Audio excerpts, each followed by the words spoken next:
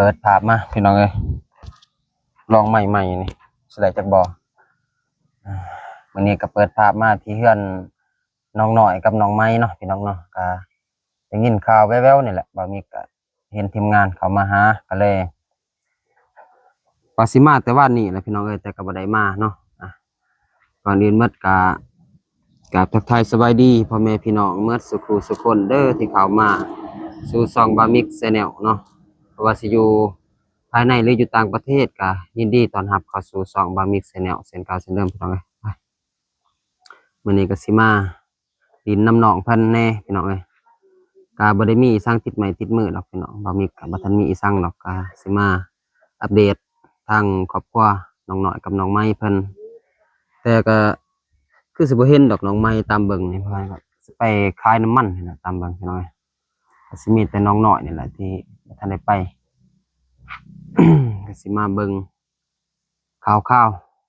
เพื่อนซ่านของน้องเพิ่นนี่แหละก็ถือโอกาสเข้ามาหาน้องเพิ่นวันนี้ก็ว่าสิเข้ามาอยู่พี่น้องเอ้ยแต่ว่าตอนที่บ่าวมิกเข้ามาเขาก็เปิดตู้ดังกับพอดีถือว่าทางครอบครัวบ่าวมิกเองก็ให้บ่าวมิกไปส่งสการเนาะก็ว่าทางพี่น้องอยู่บ้านจุฬาก็เลยบ่ได้เข้ามาหาน้องเพิ่นก็ขอโทษขออภัยหลายๆเด้อพี่น้องเอ้ยที่ว่าสิเข้ามาวันนี้ก็บ่ได้เข้ามาเนาะแต่ว่าได้ลงไปจากช่อง YouTube ไปนั่นเนาะก็คือเป็นมื้อนี้ได้เข้ามาหาน้องเพิ่นพี่น้องเอ้ย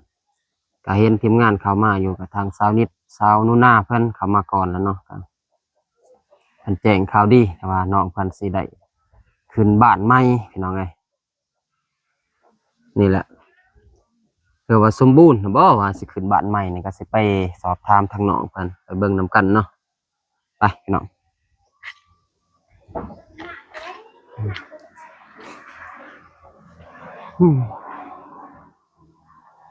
มาทางไหนทางน้องสบายดีเด้อน้องนะสบายดีได้บ่ได้ไปไสบ่มื้อนี้บ่ไม่ไทยเด้ไปขายน้ำมันขายน้ำมันอ๋อจักมื้อแล้วน้องเพิ่นเข้าไปขายน้ำมัน40,000เขามาอีกโดยอ๋อแต่ว่าไปจักโมงน้องเพิ่นไป7 โมง 7 โมงมันไปเนาะโดยอ๋อเปลี่ยนกันบ่กับน้องเฮ็ดคือเก่าบ่บ่ได้เปลี่ยนบ่ได้เปลี่ยนโดยมีแต่ว่าน้องเพิ่นไปผู้เดียวเนาะโดยช่วงนี้บ่มิกก็บ่ได้เข้ามาจะได้สบายดีอยู่บ่ สบายดี ยินข่าวว่าสิขึ้นเรือนใหม่นี่จะได้ขึ้นเมื่อวันที่10วันที่10โดยโอ้นี่ก็ที่8เนาะที่8มื้ออื่นมื้อเนาะคือวันศุกร์ขึ้นเรือนใหม่แล้วหมดเลยติเฮือนครบชุดแล้วบ่แล้วมืดแล้วแล้วหมดล่ะโดยแน่นหน้าอยู่บ่ขึ้นไปนี่เขา เขาสั่นนี่บ่ได้เด้อเนาะค่อยบ่ได้เด้อเดี๋ยว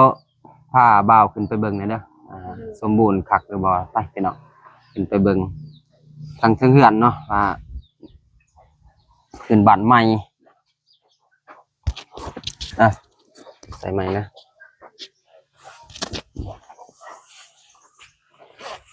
สบายดีอ่ะสบายดีไปจะได้ไปพี่น้องขึ้นไปให้เจ้าภาพเพิ่นขึ้นไปก่อนเนาะขึ้นบ้านใหม่ไปสำรวจเบิ่ง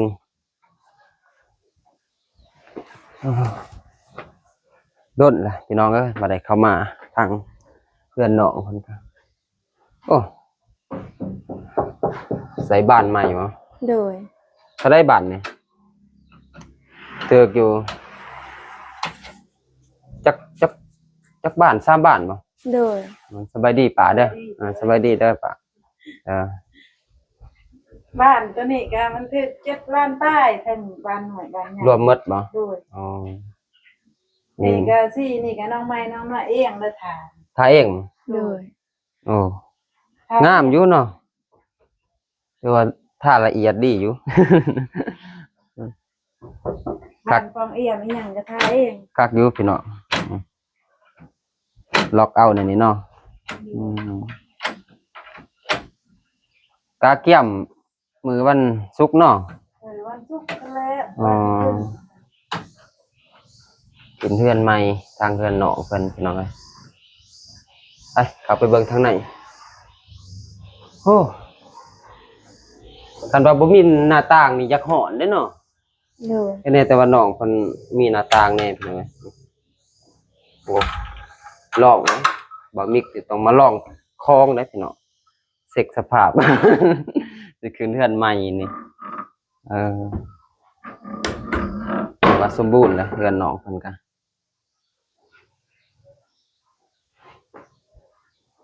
เอ๊ะยังแต่อันนี้แน่เนาะบ่ทันมี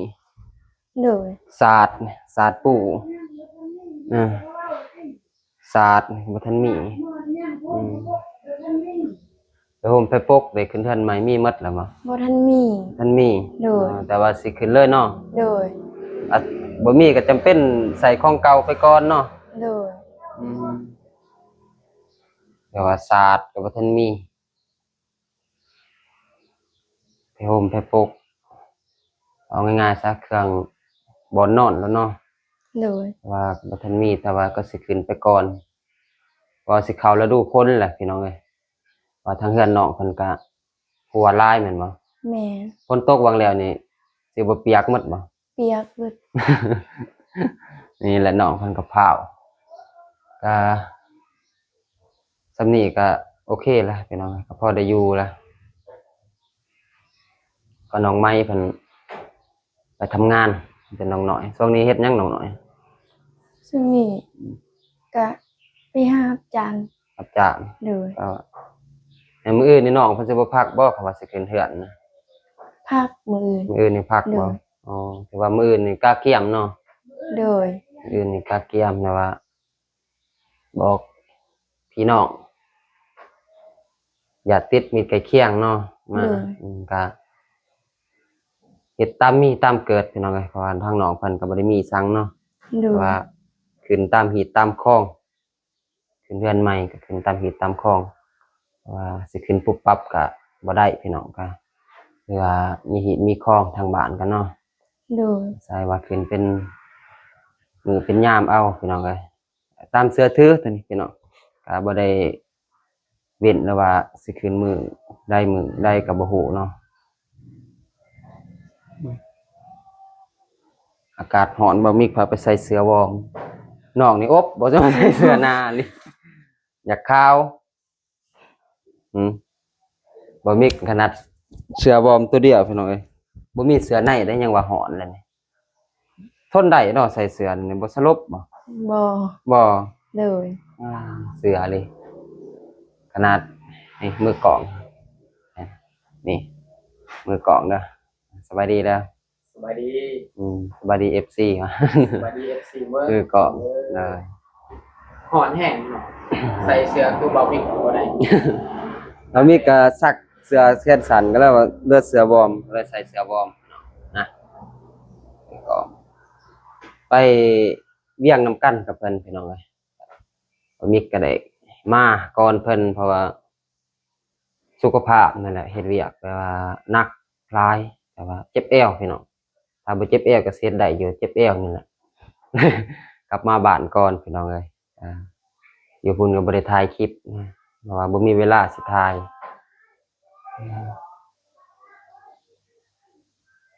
มีแต่มื้ออื่นเนาะทางน้องกาเกียงเป็นมื้ออื่นไปเล่าพี่เล่าน้องหมดแล้วบ่ ย่าง ยัง โดย บอกพี่น้องมาซอยอยากซอยงานว่าทางน้องอยากแจ้งทีมงานหรือว่าทางซองบ่มีก็ได้เด้อว่า โด แจ้ ย งทีมงานมาร่วมว่าขึ้นเรือนใหม่มื้อวันศุกร์เป็นวันที่10เนาะ โดย เดือน4น้องขึ้นเรือนใหม่พี่น้องเอ้ยก็ยินดีนำน้องเพิ่นแต่ว่าบ่มีก็เข้ามาแต่พุ่นแหละแต่ส่วนน้องเพิ่นยังเฮ็ดเรือนบ่ทันแล้วเพิ่นก็ได้เข้ามานี่ก็มาจนแล้วก็เลยว่ายินดีนำน้องเพิ่นที่ว่าสำเร็จมื้อนี้เนาะ โดย ได้ขึ้นเรือนใหม่อยู่เรือนหลังใหม่แต่ว่าเรือนหลังเก่าก็สิได้ย้ายออกมาอยู่หลังใหม่นี่นะว่าหลังเก่าก็คือเห็นแหละสภาพเนาะ โดย ปีนี้นี่น่าจะบ่รอดถ้าฝนตกนี่ บ่มีตามที่บ่มีเบิ่งนี่ได้แต่ว่าก็อยู่ไปเนาะนะเฮาบ่มีพี่น้องเพิ่นกับครอบครัวก็อยู่ไปพี่น้องอะก็จนว่ามาได้เฮือนหลังใหม่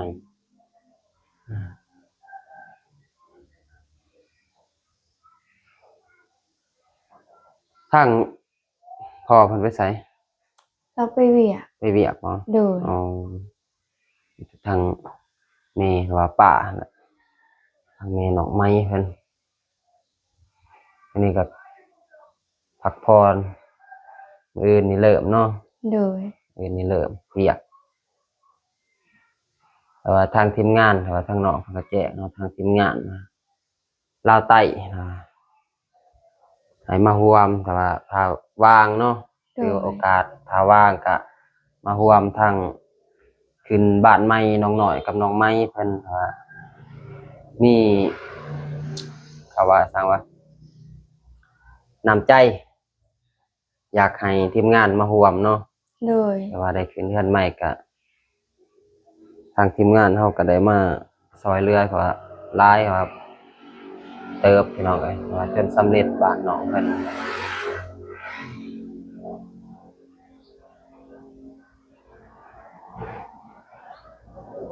ว่ามีก็มาอัปเดตให้ FC ได้เห็นหน่อยก็บ่ได้มีสั่งติดไม้ติดมือเพราะว่าบ่มีก็บ่ทันได้แฮ่งช่วงนี้ก็บ่ได้ถ่ายคลิปดนแหละบ่มีก็ เกือบอยากครึ่งเดือนเนาะน่าจะครึ่งเดือนได้นะบ่มีบ่ได้ลงคลิปมาดนพี่น้องแต่ไปเวียกนั่นแหละบ่มีเวลาเฮ็ดเวียกนำบริษัทคณะสิว่าแท้ก็ลิ้นโทรศัพท์ก็บ่ได้ดอกพี่น้องถ้าว่าสิถ่ายยามกินข้าวก็สนวนหลายพี่น้องว่ากรรมกรหลายมันก็บ่สุภาพแน่ถ้าว่าสิถ่ายคลิปก็มันก็เลยบ่มีก็เลยบ่ได้ถ่ายคลิปอัปเดตเนาะ ก็มีแต่จักสั่นแล้วเนาะไปหอดลายอยู่เฮือนนี่ลงไปอยู่ลมก่อนโอ้สีนี่ทาเองหมดบ่ โดยถ้าเองเบิด สีมาทาเอง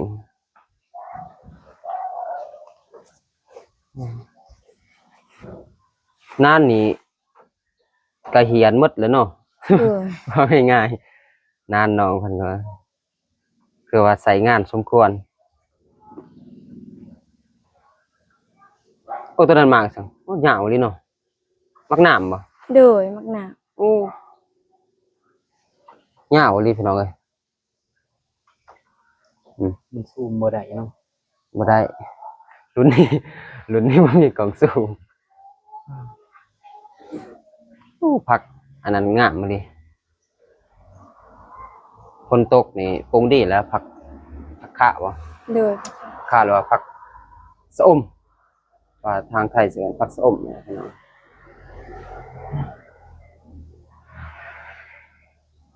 เดี๋ยว พังเบิ่งมื้ออื่นถ้าบ่มีว่างกับมื้อที่ก็สิได้เข้ามาซอยเวียกเด้อ โดย นี่ก็สิได้เข้ามาซอยเวียกน้องเพิ่นพี่น้องว่ากาเกียมนี่แหละถ้าทีมงานเข้ามาก็จะได้กาเกียมไว้เนาะ โดย ว่าน้องเพิ่นก็ตั้งใจอยากให้ทีมงานมาร่วมงานบ่ โดยอยากให้เขามาร่วมงานเลย มีหยังอยากบอกทางสองบ่มิกก็บอกกันเด้อ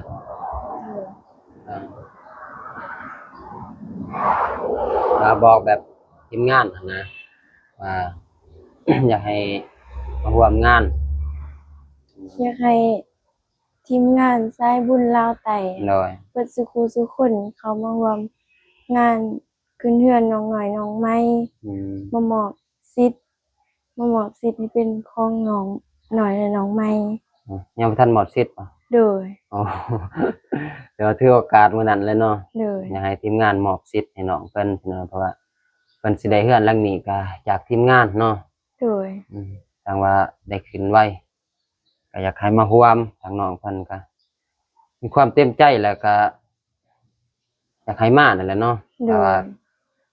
มีโอกาสแต่ว่าบ่ว่างบ่ว่างหรือว่าถ้าว่างก็เข้ามาได้พี่น้องเอ้ย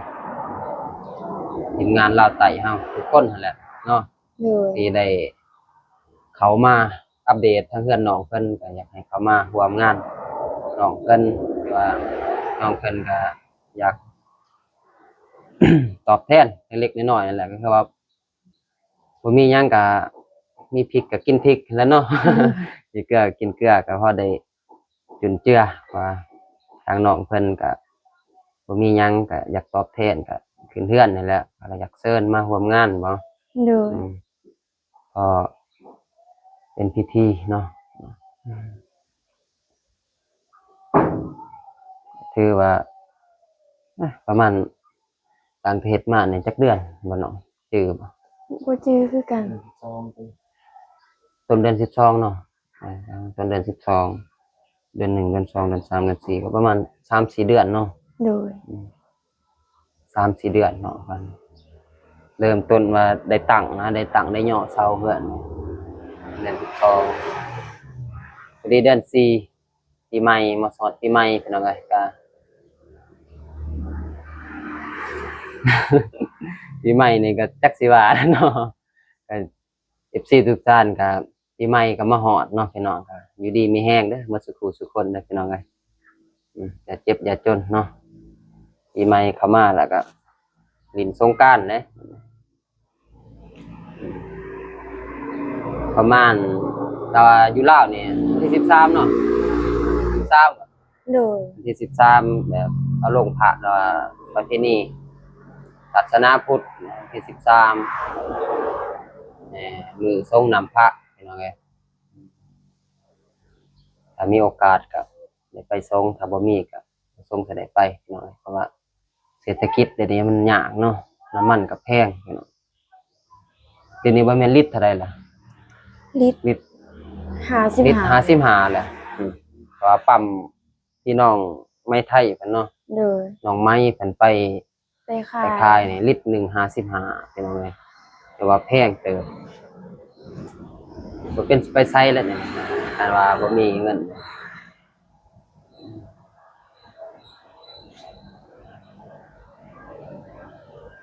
ก็มีแต่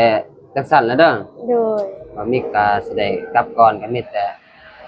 ขอมกขอบใจทางทีมงานและผู้ใหญ่ใจบุญทุกท่านเนาะที่เป็นสะพานแต่ว่าผู้ใหญ่ใจบุญได้ช่วยเหลือทางน้องเพิ่นก็ขอมกขอบใจแล้วว่าเรียกว่าซัพพอร์ตซะเอาง่ายๆเนาะว่าน้องเพิ่นก็สำเร็จมื้อนี้น้อง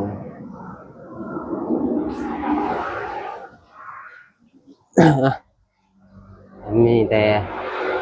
ให้น้องเพิ่นเว้าเล็กๆน้อยๆนะเด้อ โดย อืม ก่อนอื่นก็ขอบใจขอบมุกขอบใจทีมงานสายบุญลาวไต่ทุกคนแล้วก็ผู้ใหญ่ใจบุญที่มา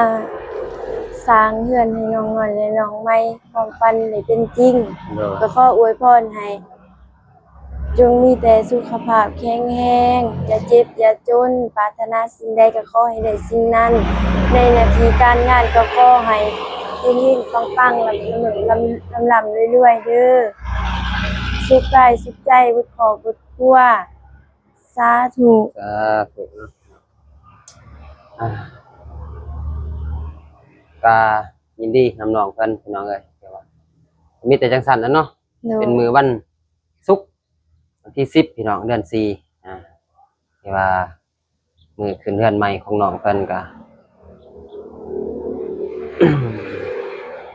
เป็นมื้อสันวันดีแต่ว่าน้องเพิ่นก็ได้ขึ้นเรือนใหม่เอาเป็นวันศุกร์แล้วเนาะ โดย ก็จังซั่นแหล้วพี่น้องเอ้ยบ่มีก็สิได้